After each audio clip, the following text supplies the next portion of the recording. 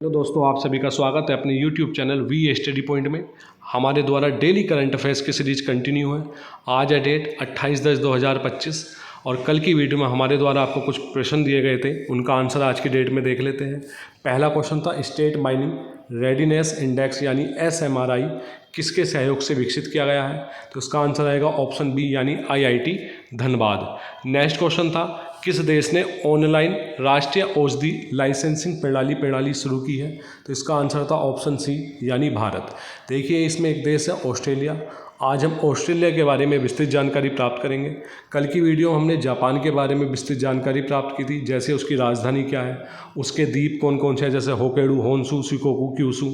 और हमने जाना था किस प्रकार क्योटो प्रोटोकॉल हुआ था जापान में, और जापान का शहर ओसाका क्यों प्रसिद्ध है। तो इसी प्रकार आज हम ऑस्ट्रेलिया के बारे में जानकारी प्राप्त करने की कोशिश करते हैं। देखिए इसको हम एक मैप के द्वारा जानकारी प्राप्त करेंगे। एक मैप बना लेते हैं सर्वप्रथम ऑस्ट्रेलिया का, सिंपल सा, एग्जैक्ट नहीं रहेगा ये मैप, सिंपल सा एक हम खाली व्यू लेंगे मैप के द्वारा। तो जैसे ये आपका ऑस्ट्रेलिया हो गया है सपोज करिए। अब यहाँ पर दो चीज़ें, सबसे पहले ऑस्ट्रेलिया की राजधानी क्या है, तो ऑस्ट्रेलिया की राजधानी है कैनबरा। ऑस्ट्रेलिया की राजधानी क्या है, कैनबरा। तो यहाँ पर कैनबरा स्थित है, तो ध्यान देना कैनबरा। तो ऑस्ट्रेलिया की राजधानी का क्या नाम है, कैनबरा है। अब आता है एक यहाँ पर एक मुख्य पर्वत श्रृंखला है great dividing range.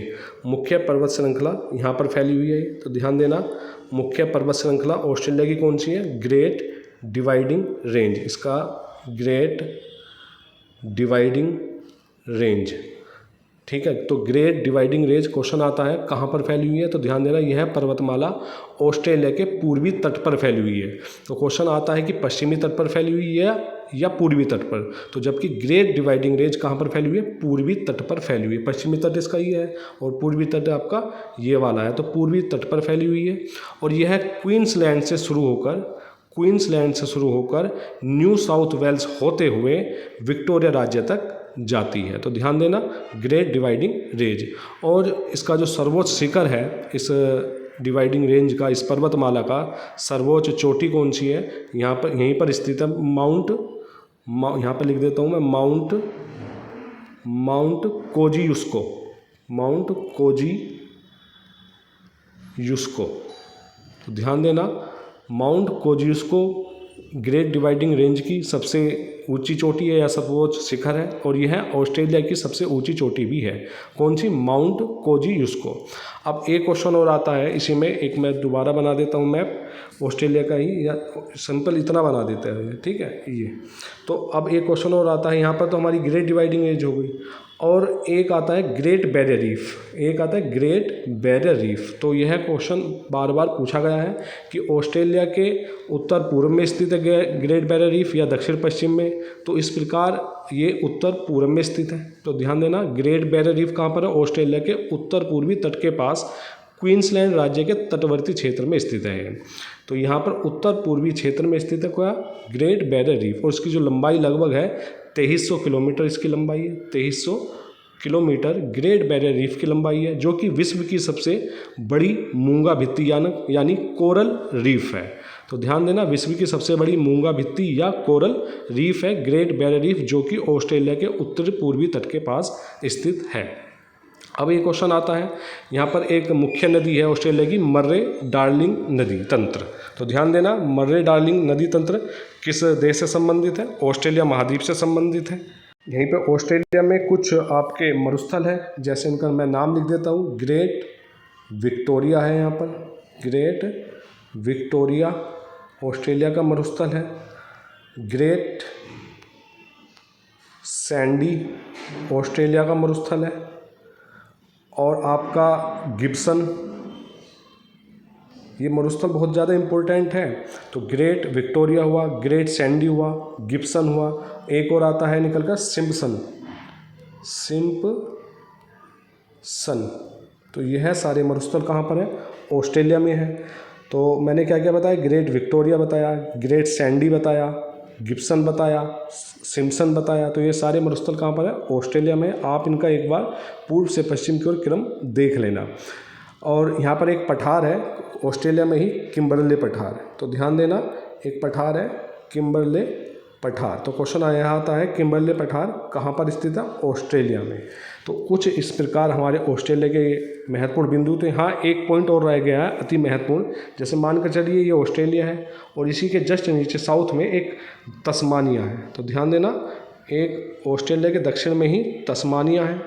Tasmania, Australia को और तस्मानिया को एक जल संधि अलग करती है, उसका नाम आता है एग्जाम में बास स्ट्रेट या बास जल संधि। ऑस्ट्रेलिया और तस्मानिया को अलग करती है, जबकि बास जल संधि यहाँ पर एक तस्मानिया सागर है, तस्मानिया सागर है, और इधर है आपका दक्षिण महासागर या दक्षिण सागर। यह बास जल संधि ऑस्ट्रेलिया और तस्मानिया को तो अलग करती है, जबकि तस्मानिया सागर और दक्षिण सागर को जोड़ती है बास जल संधि। नेक्स्ट पॉइंट देख लेते हैं आज की क्लास का। हाल ही में किसने वर्ष 2025 का सखारोव पुरस्कार जीता है? ऑप्शन ए था आंद्रेज पोग्जोबुट, ऑप्शन बी था मजिया अमला गिलोवेली, ऑप्शन सी उपर्युक्त दोनों, डी इनमें से कोई नहीं। तो इसका सही आंसर रहेगा ऑप्शन सी यानी उपयुक्त दोनों। नेक्स्ट क्वेश्चन था हाल ही में किसके द्वारा पुस्तक मोदी का मिशन विमोचन हुआ है? तो मोदी का जो मिशन है यह किसके द्वारा लिखित पुस्तक है? ऑप्शन ए यानी बर्जिस देसाई द्वारा। नेक्स्ट क्वेश्चन था अभ्यास ओशन स्काई 2025 का मेजबान कौन सा देश है? ऑप्शन बी यानी स्पेन, और स्पेन की जो राजधानी है वह है मैड्रिड। कौन सी राजधानी है? मैड्रिड स्पेन की राजधानी है। आज की क्लास का पहला क्वेश्चन देखेंगे जो कि अति महत्वपूर्ण है। किस संगठन ने पूर्वोत्तर में रेलवे पटरियों पर घुसपैठ का पता लगाने वाली प्रणाली IDS शुरू की है? तो इसका आंसर है पूर्वोत्तर सीमांत रेलवे।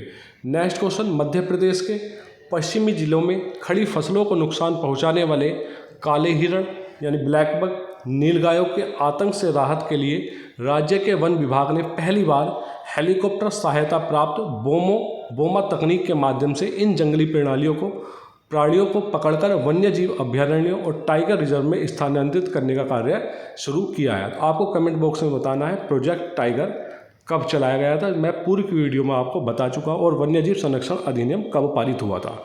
तो ध्यान देना, क्वेश्चन आ सकता है हाल ही में बोमा तकनीक किस राज्य द्वारा चलाई गई है? तो मध्य प्रदेश। किस लिए? क्योंकि जो फसलों के नुकसान को बचाने हेतु, किससे? काले हिरण और नीलगायों के आतंक से। यह बोमा तकनीक में जानवरों के तनाव को न्यूनतम करते हुए उन्हें समूह में पकड़ा जाता है इस बोमा तकनीक के अंतर्गत। नेक्स्ट क्वेश्चन है भारत ने हाल ही में पश्चिमी सीमांत यानी सरकरी गुजरात के क्षेत्र के पास अपना वार्षिक त्रिसेवा युद्ध अभ्यास त्रिशूल 2025 शुरू किया है। तो क्वेश्चन आ सकता है त्रिशूल क्या है? तो वार्षिक त्रिसेवा युद्ध अभ्यास है जो कि तीनों सेनाओं का संयुक्त सैन्य अभ्यास है। भारतीय थल सेना का, नौसेना का और वायुसेना संयुक्त रूप से भाग इसमें ले रही है। सरक्रीक एक 96 किलोमीटर लंबा ज्वारीय क्षेत्र है। तो ध्यान देना, सरक्रीक कैसा क्षेत्र है? ज्वारीय क्षेत्र है जो भारत के गुजरात और पाकिस्तान के सिंध प्रांत के बीच स्थित है। नेक्स्ट क्वेश्चन है हाल ही में NCR और आसपास के क्षेत्रों में वायु गुणवत्ता प्रबंधन आयोग ने नए पूर्णकालिक सदस्य सचिव के रूप में किसने कार्यभार संभाला है? तो इसका आंसर रहेगा अरुण कुमार पिथोड़े।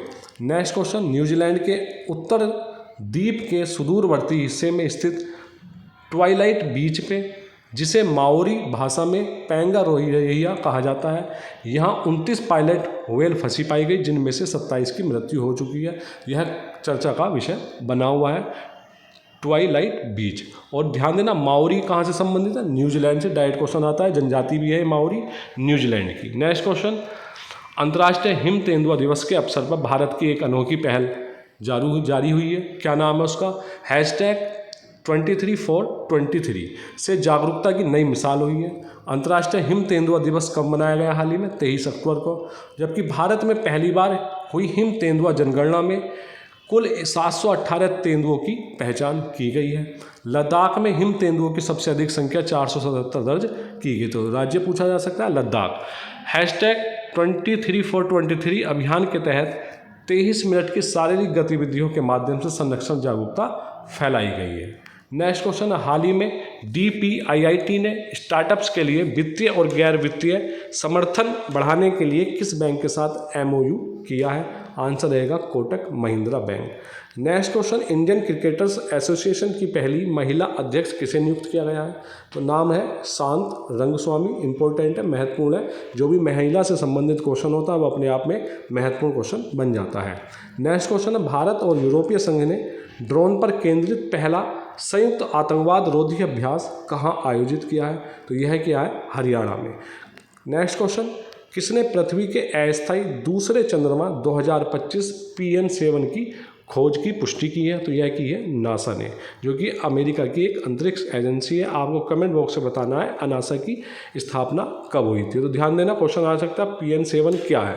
तो पृथ्वी का अस्थायी दूसरा चंद्रमा है, जो कि 2025 में खोज की पुष्टि की गई है। नेक्स्ट क्वेश्चन है, भारतीय प्राणी सर्वेक्षण के एस्ट्यूरिन रीजनल सेंटर की एक शोध टीम ने ओडिशा के गंजाम जिले स्थित बहुड़ा मुहाने से फ्लाउंडर मछली की एक नई प्रजाति की खोज की है। तो कहाँ से की है? ओडिशा के गंजाम जिले से।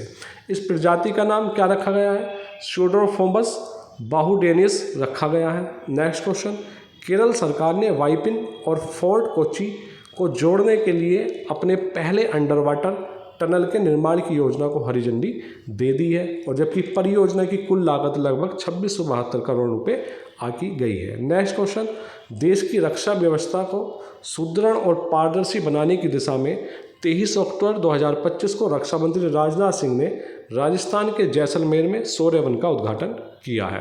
तो क्वेश्चन आ सकता है, हाल ही में सौर्य वन का उद्घाटन कहाँ किया गया? राजस्थान के जैसलमेर में। और किसके द्वारा किया गया उद्घाटन? रक्षा मंत्री राजनाथ सिंह ने। इसी दिन दिल्ली में डिफेंस प्रोक्योरमेंट मैनुअल 2025 यानी DPM 2025 भी जारी किया गया। DPM 2025 कुल 14 अध्यायों में विभाजित है, जिनमें 3 नए अध्याय जोड़े गए हैं। सौर्यवन जैसलमेर स्थित 1971 भारत पाक युद्ध संग्रहालय में स्थापित किया गया है। नेक्स्ट क्वेश्चन है, बजरंग सेतु है, एक चर्चा में बना हुआ है, भारत का पहला ग्लास सस्पेंशन ब्रिज, जो कि दिसंबर 2025 तक तैयार हो जाएगा और जो कि ऋषिकेश की तस्वीर को बदल देगा। नेक्स्ट क्वेश्चन है आज की क्लास का लास्ट क्वेश्चन, थाईलैंड की राजमाता सिरिकित का 93 वर्ष की आयु में निधन हुआ है। तो क्वेश्चन आ सकता है, सिरिकित कौन थी? तो थाईलैंड की राजमाता थी। आज के लिए आपके कुछ प्रश्न इस प्रकार है। पहला क्वेश्चन है, हाल ही में जारी RBI के नवीनतम आंकड़ों के अनुसार भारत का विदेशी मुद्रा भंडार बढ़कर कितने अरब डॉलर पहुंच गया है? Option A 720, option B 702, option C 715, option D 705। Next question है, ग्लोबल फाइनेंस द्वारा किसे विश्व का सर्वश्रेष्ठ उपभोक्ता बैंक 2025 नामित किया गया है? ये हमारे द्वारा कल की वीडियो में आपको बताया गया है। ऑप्शन ए भारतीय state bank, option B Punjab national bank, option C ICICI bank, option D axis bank. Next question है, हाल ही में पहली स्वदेशी एंटीबायोटिक नेफ्रोथ्रीमाइसिन किसने विकसित की है? ये भी हमारे द्वारा आपको पूर्व में ही करा चुके हैं। ऑप्शन ए चीन, option B Bharat, option C Britain, option D Japan. Question 4, किस भारतीय को विज्ञान और शांति क्षेत्र में ब्रिक्स अंतर्राष्ट्रीय पुरस्कार 2025 से सम्मानित किया गया है? Option A Brajesh Desai, option B Anant Goenka, option C Shabbir Hasan, option D Saurabh Banerjee. Next question आज की क्लास का लास्ट क्वेश्चन है, भारत सरकार ने किस देश के साथ मिलकर युवा भारतीय वैज्ञानिकों के लिए रामानुजन रिसर्च फेलोशिप शुरू की है? Option A USA, option B Spain, option C Nepal, option D UK। आप इस वीडियो की PDF हमारे टेलीग्राम ग्रुप से प्राप्त कर सकते हैं, जिसका लिंक हमने डिस्क्रिप्शन में दे दिया। और हमारे YouTube channel VA study point को ढेर सारा प्यार दें, सब्सक्राइब करें, शेयर करें, लाइक करें। धन्यवाद।